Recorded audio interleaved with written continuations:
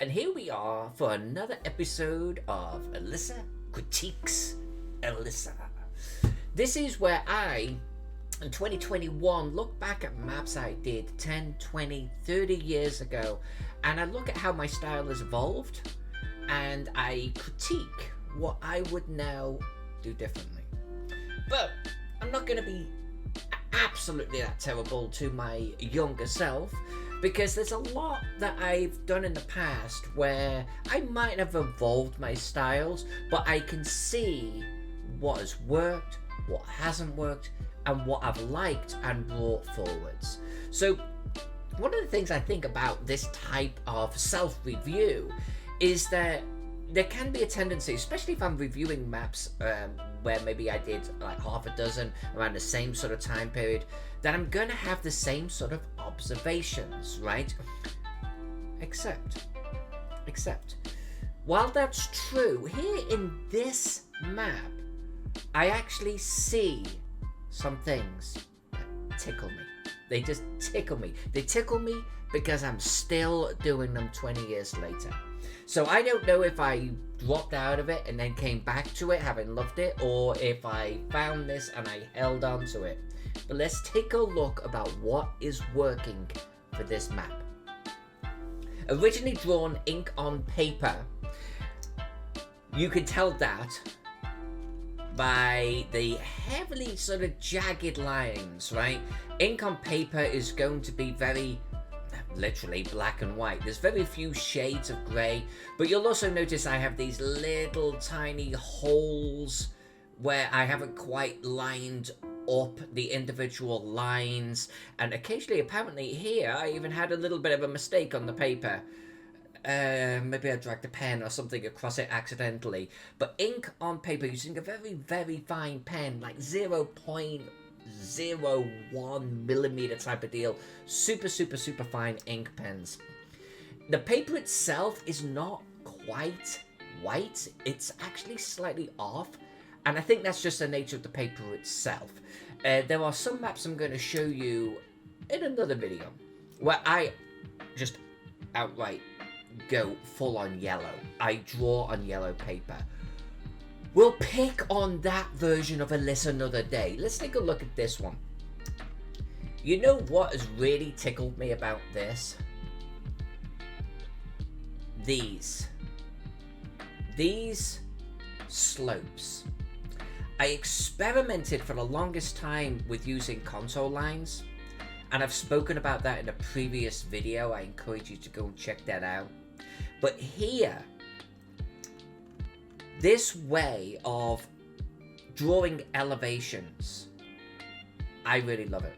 I do it slightly differently today, but I do have digital tools, so it could be a little bit easier for me to get, some variants of pen pressure in there. But also, I tend to actually change the shape of the lines. These are very, very, very straight. I tend to actually do a little bit of detailing on the top of the ridge too, and it really sort of picks out that top line, and then you've got the slopes coming down. But this has got to be one of the first maps I ever did, probably early 90s, where I clearly embraced this, and I don't know where I saw this. I mean, we're talking about a period that is before the internet. We're talking about, I guess my only map resources would be like role-playing games, tabletop games, but I don't think I got this inspiration from them. I don't know where I got it from. I really don't, but I like it. I like that I was exploring with this pretty early on. Another thing, this graveyard here.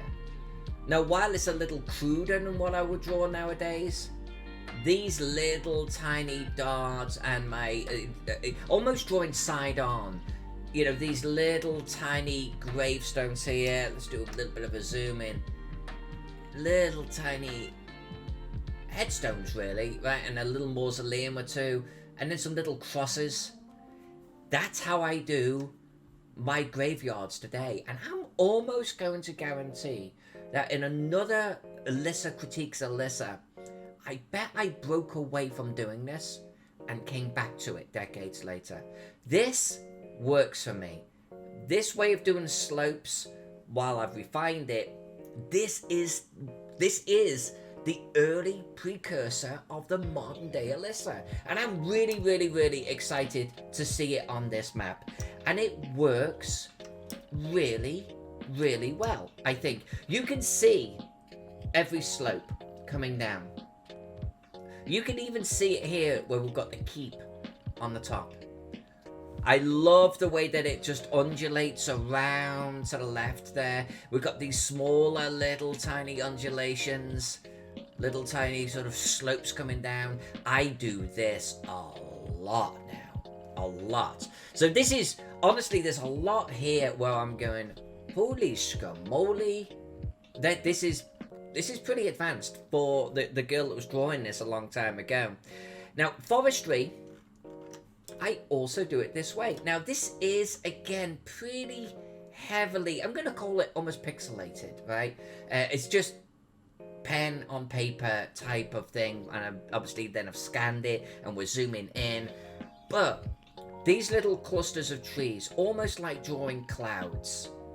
They actually, honestly, doing these even little tiny bushes and dots around the trees. This is kind of modern Alyssa thinking here.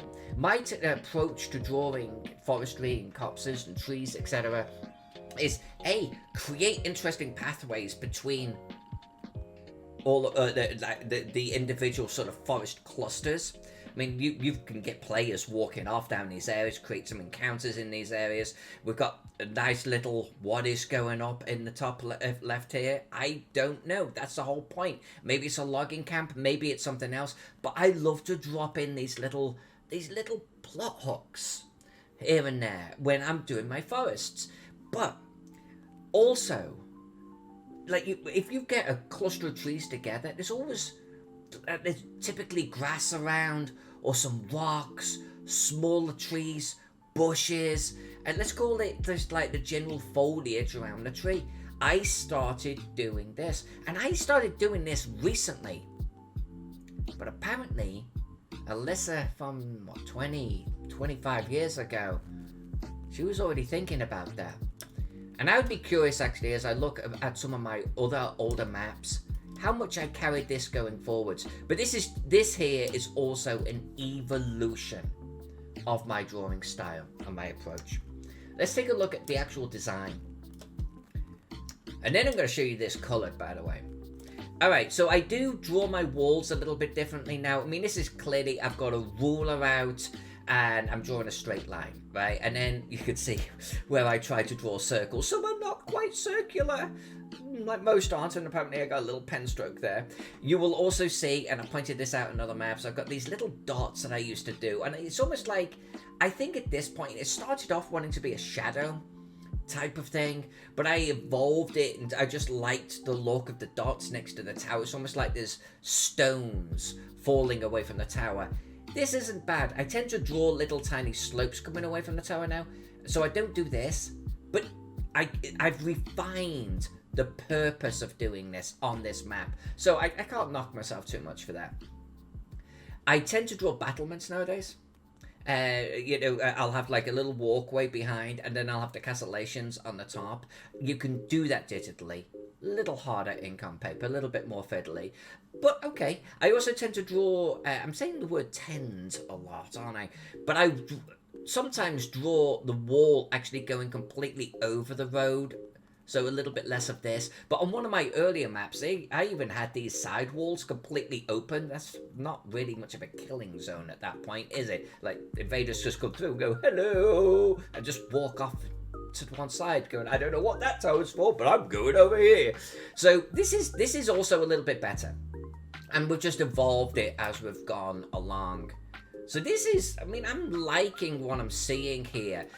The general clustering of neighborhoods is a little bit more random, I want to say, than what I do nowadays. I almost said the word tend again.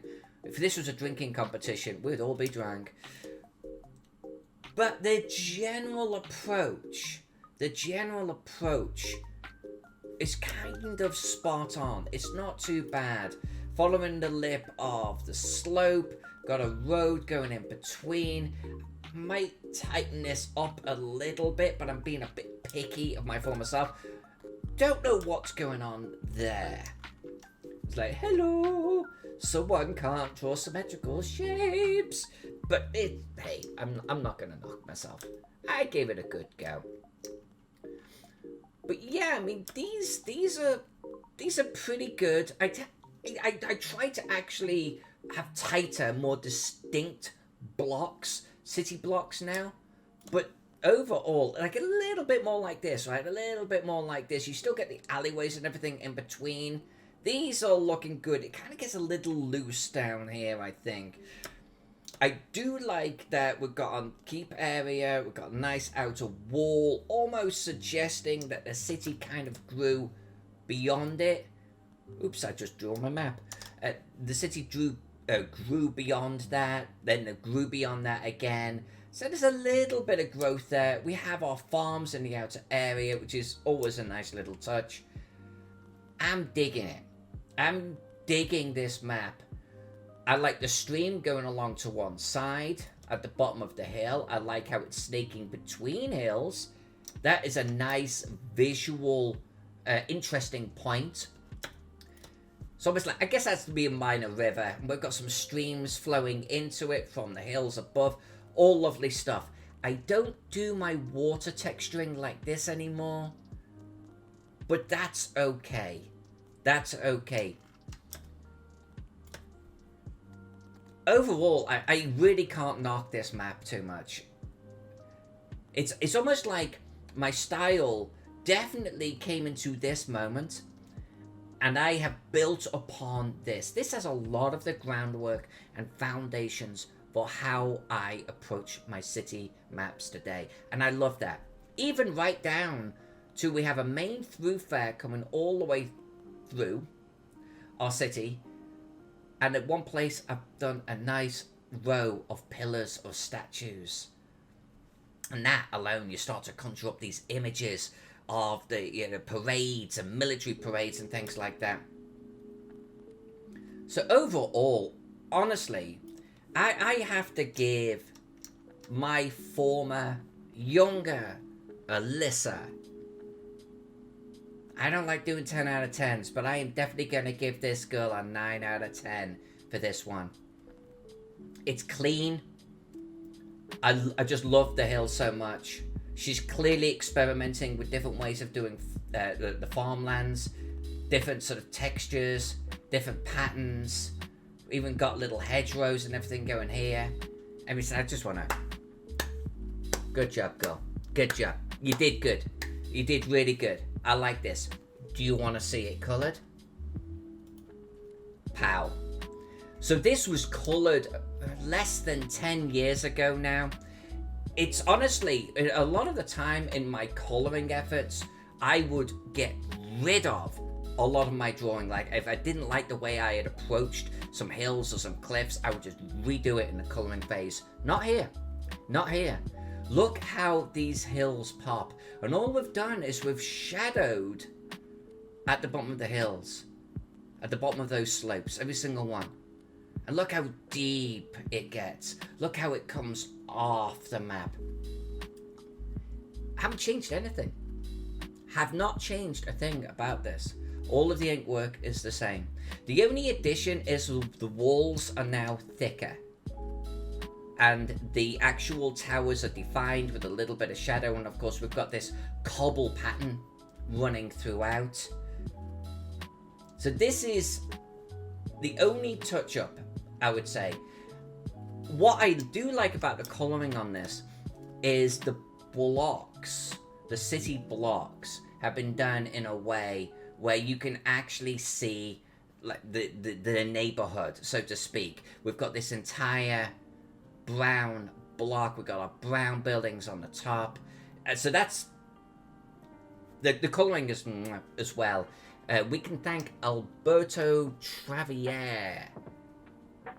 I hope I have not mispronounced your name for the colouring on this one. Absolutely lovely choice of colours. Got our famous clouds going on with this one. I just love the fact that the ink came through without touch up, just all over. It's a great, great, great map. If you have enjoyed this video, hit me up with a like and a subscribe below. And if you've had fun with this and would like to see more, head on over to my Patreon, link down below. If you have any questions, useful comments, or simply want to see more of this, hit me up with a comment down below. Until the next video, I love you all, and I will see you on the flip side.